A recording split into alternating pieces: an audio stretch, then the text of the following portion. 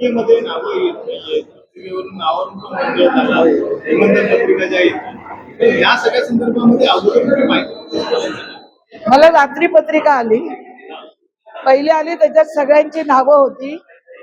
मग दुसरी पत्रिका एका पत्रकारांनी आपल्या पाठवली मला, आणि त्याच्यामध्ये त्यांनी आमदार निधीतून काम केलं माझ्या विभागात हे आलं.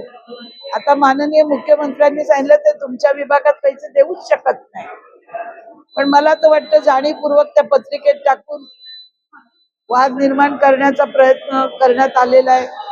आता कोणी केला काय केलं त्याचा तपास चालू आहे.